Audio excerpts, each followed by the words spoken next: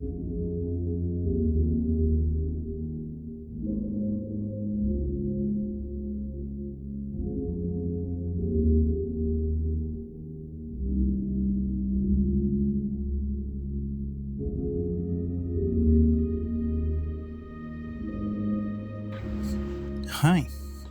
I am the Vicar, and welcome.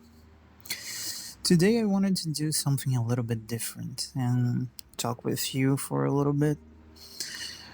It's something I've been, discussing with a friend recently, and we came to a few pretty interesting conclusions on this matter of having art goals for the year.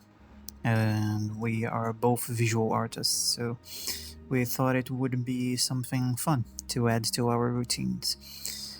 Well, you will know my opinion on the matter because you have read the title. And yeah, I do believe that everybody needs art goals. And I'll go over that reason very soon. First, I must make just a little disclaimer. I am assuming, since you've clicked this video, that you're either an artist already or you're looking to do something creative in your free time this year. In which case, I am going to ask you the dreaded question. Have you started it yet? January is over, but if you haven't, there's absolutely no judgment. I'm just joking around. There is only so many hours in a day after all. Those things tend to be difficult to start, I've been there. I've been there myself, so I know it can be really tough in the beginning.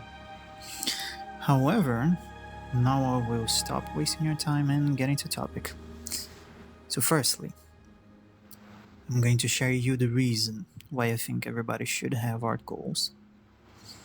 And it is like this, friends. I truly believe that getting in touch with our creative side is something we all should do, since it's rather liberating.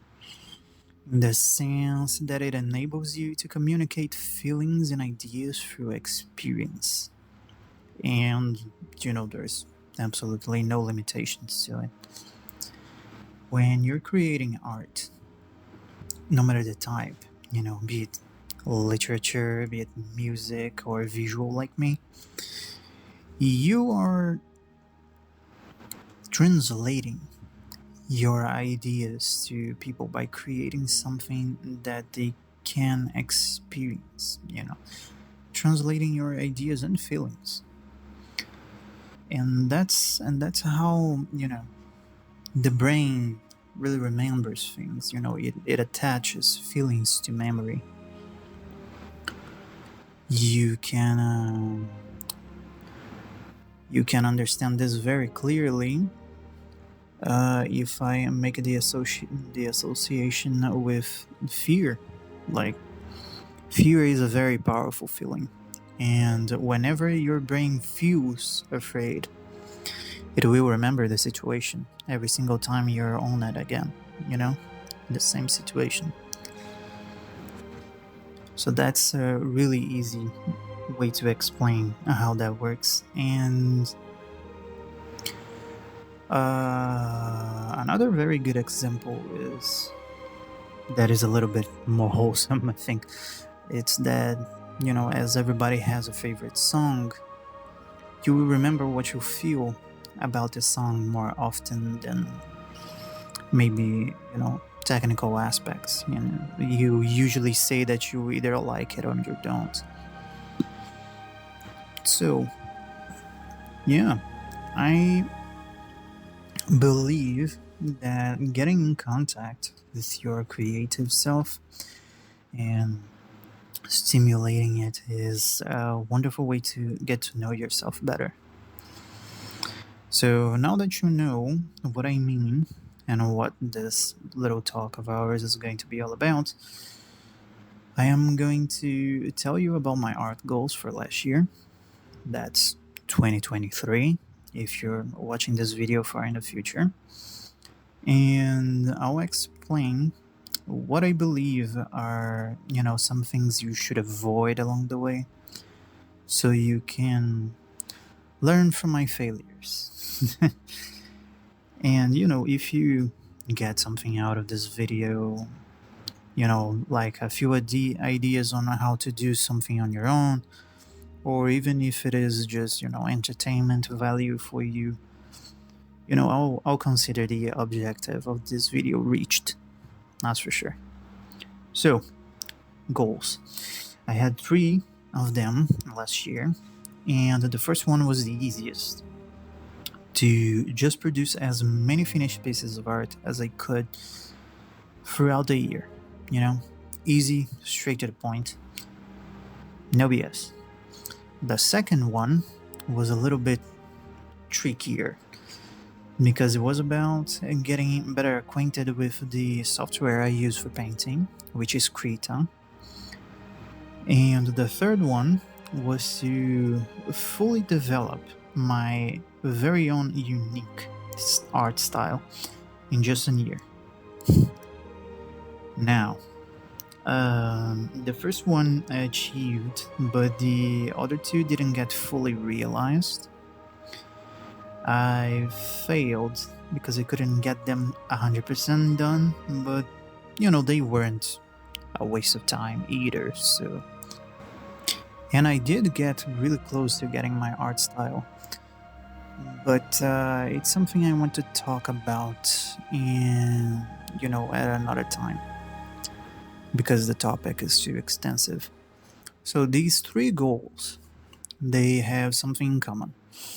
Like, they have some things, not just one thing, but most prominent is the fact that they are, just pretty ambitious.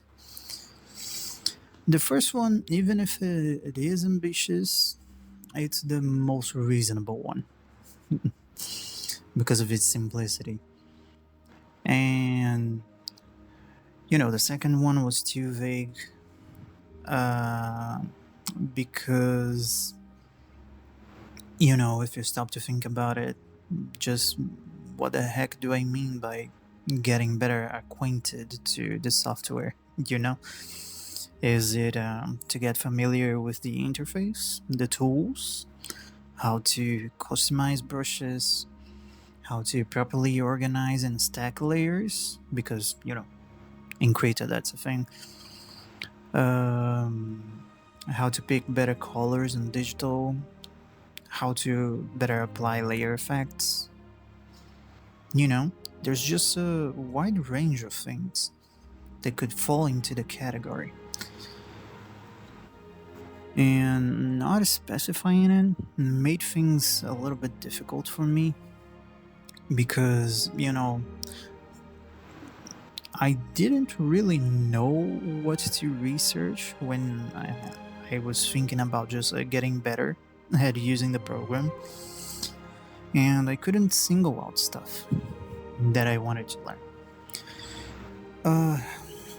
Well, I guess you can say that what I meant was that I wished to master it, but that isn't really feasible when it's the first software for painting that you've ever used.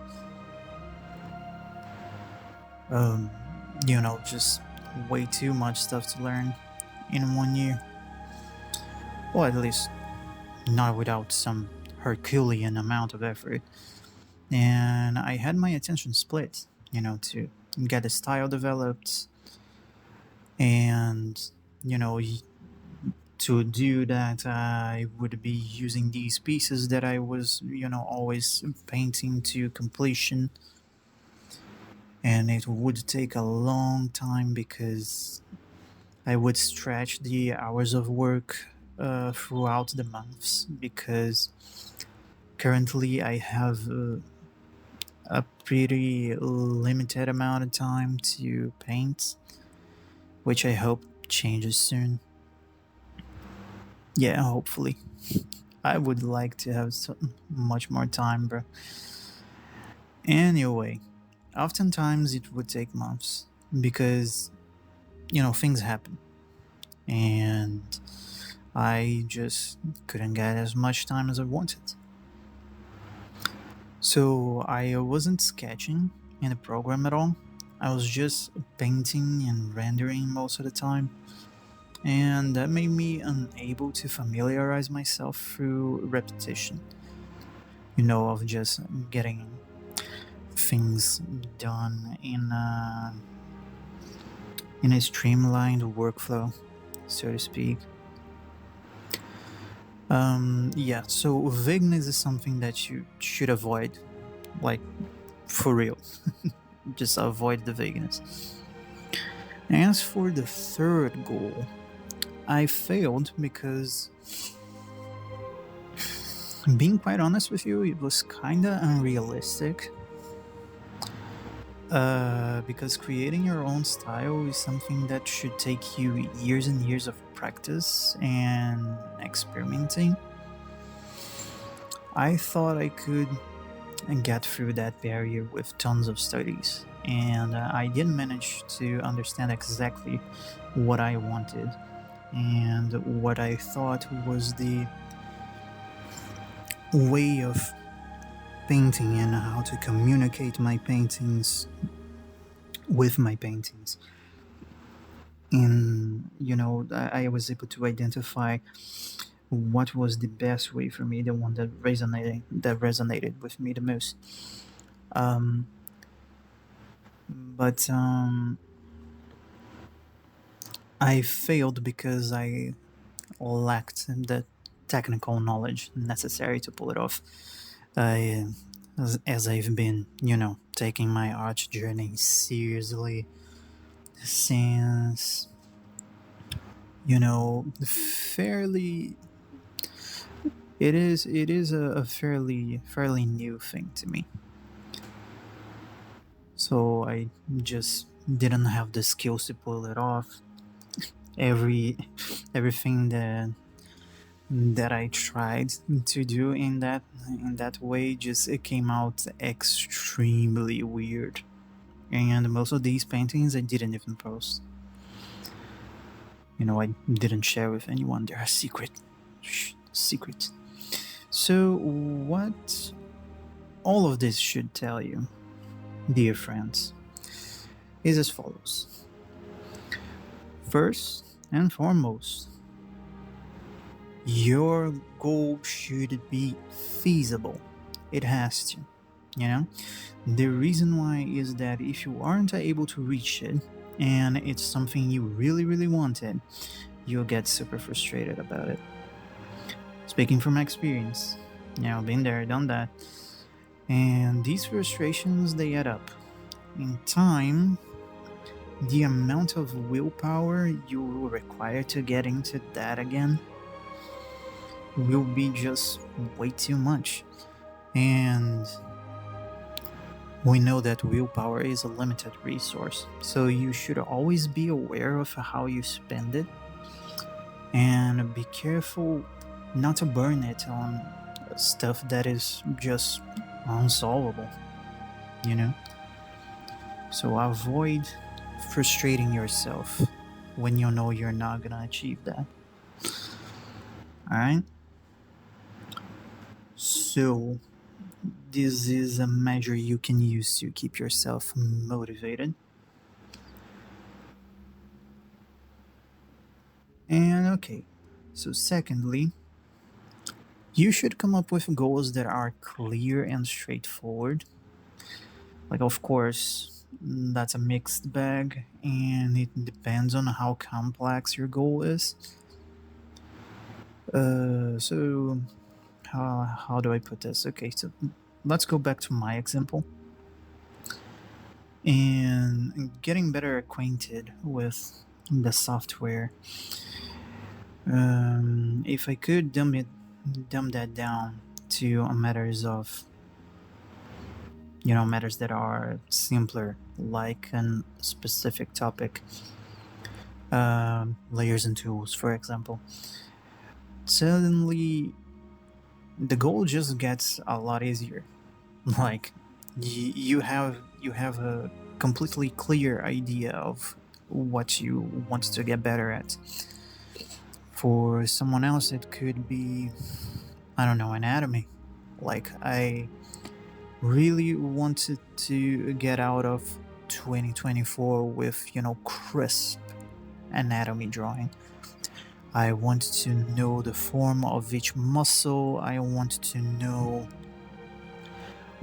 what goes where. I want to be able to, exaggerate both to super muscular and super thin as I wish, and to stylize and all of that, so specific topics will help you when you're researching, and you know just makes things easier. A way that you can dumb down what you want to do is just reflect on what you truly want out of the experience, what you truly want to do, and then think about the steps necessary to get there. Like, what do you need to understand to get extremely good at anatomy? You need, to study the human body. You don't need to know the names of any muscles. I know I definitely don't. And I'm also not claiming that I am extremely good at anatomy, but you can just do the reference drawings, and with enough repetition you'll end up memorizing them. So what do you need to know? Groups of muscles: back muscles, chest muscles, arms, legs, how they connect, how they stretch, all of these things. So treat it like you're taking little baby steps. Okay, so thirdly, just so you don't bite more than you can chew, you should really be aware of the requirements and the time constraints you're setting for yourself. Um, for instance, for me to be able to develop my own art style, I have to consume lots of art, and a specific art, mind you, a very specific type, which is the type that better resonates and better applies to what I want to reproduce. So I need time to watch these artists work. I need to try and be able to really pick apart their pieces, pick apart their work, understand the decisions that they are making. Um, and that's because you'll need all of that as reference for you to test it out and see if it truly fits your vision. And the thing is, you need to have quite a lot of experience to be able to break down these things. Um, unless unless the artist you're watching is as inexperienced as you are. In that case, it's a little bit easier because you guys would be uh, kind of in the same level. But in my case, I lacked, sad experience, and so the most I could do was try to mimic my favorite artists and experiment just to see if I could produce similar results. Suffice to say, with my lack of expertise, I've more suffered through it than learned from it. Yeah, I walked out of it with a lesson, alright, but it wasn't necessarily what I wanted. So, if you need lots and lots of prior knowledge that you don't have, you are going to start the race with already a whole lot of catching up to do, which will make you need to do a whole lot more of effort. So, just be aware of your own limitations. I was putting in the work, but the load was just too much and I couldn't do it in time. So, pay attention to that just so you're not starting off really late. You have to understand where you're currently at. Okay. Okay. So these 3 points are what I believe make a good goal. You know, having them in mind, I came up with the goals for 2024, and they are just two, really. The first one is a little consistency challenge. Like every single day of this year, I'll have 25 minutes to make a sketch and get it as ready as I can. It's a little challenge that I am doing right now, and it's an idea that I got from a video from another artist called Asia Ladoshka. Oh god, I hope I said that right. She says you only need 15 minutes of sketching a day to get better at art. And so, I watched that and I went, oh, okay, so maybe I should try that. But as I know that I am slow, I raised the time limit to 25 minutes. And I've been doing it, and it's been fun. I've been feeling the results. Like, my lines are more confident, or also how I'm making less and less mistakes while I'm navigating krita, and things of the sort. I'm getting better used to producing art using the digital tools. Of course, it's not every day that the sketches are a success, but as Asia herself puts it, you have to remember, done, not perfect, just so you can get a lot of work done in that time constraint. All right. So this should help me with my control of the stylus, of the software, and it should also improve and train my observation skills because I'm always using reference for the sketches. Oh, I say always, but that wouldn't be true, so let me retract that. I will use reference most of the time. Yes, most of the time, even if it is just, pose. Also, I've already learned something new about myself by doing this challenge every day, which is that I am not the type of artist who is able to make a full piece in 8 hours of work. Which I don't know about you, but I am pretty okay with. Second goal for this year is to keep pursuing my art style. I believe it will be doable this year because I came so close last year, like so close. So I just wanna push it a little bit harder. Besides, the first goal will help me to get there too, since it forces me to practice every day, really. So yeah, that's what I'll be doing this year. And now you may be asking yourself, oh, why did you just listen to me rambling for, let me see, 24 minutes? Oh my god. Well, it's simple. You know, the reason why I rambled all of this time is really simple. I believe you should get in touch with your creative self. No matter the means you use, no matter who you are, no matter your age, where you come from, you should get in touch with your creative self.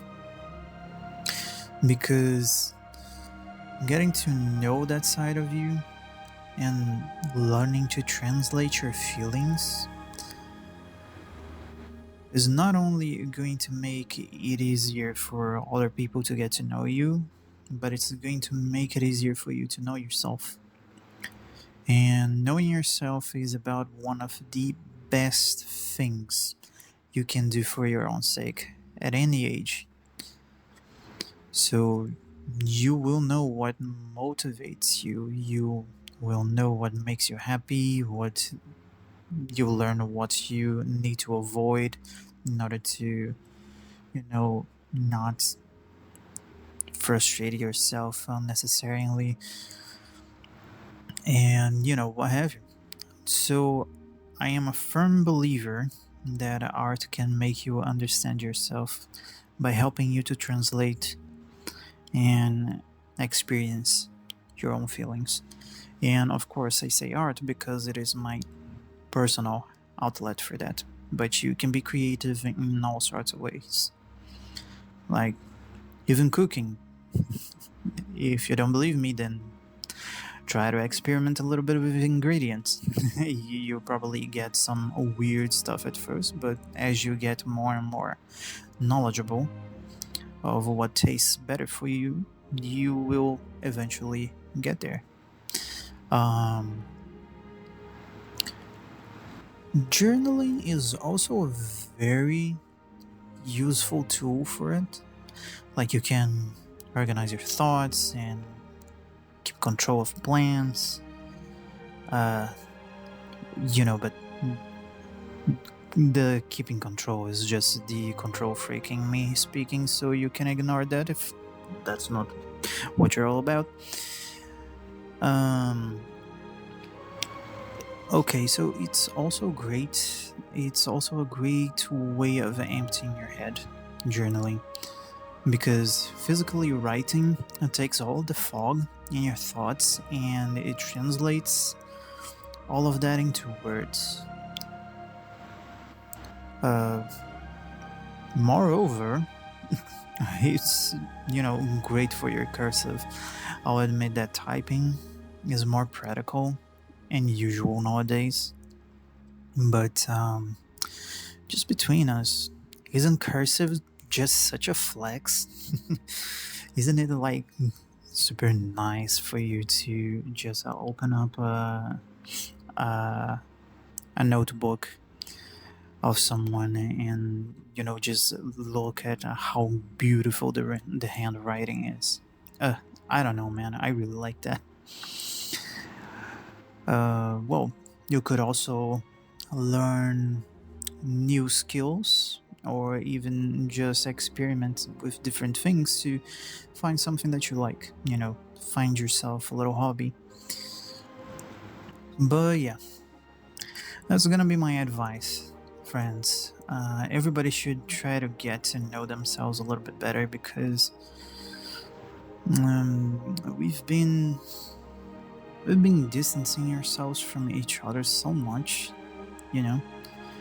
And in knowing yourself, you can show to other people your, just the most beautiful sides of you. It's essential, really. And your creative side is a big part of what you truly are. Your real feelings, everything that's going on inside of your head. So, get out there and find yourself. And once you do, never let it go again. Okay? Okay. That's all I wanted to talk about for today. I hope that you do take care of yourself, and I'll see you again soon. Bye bye.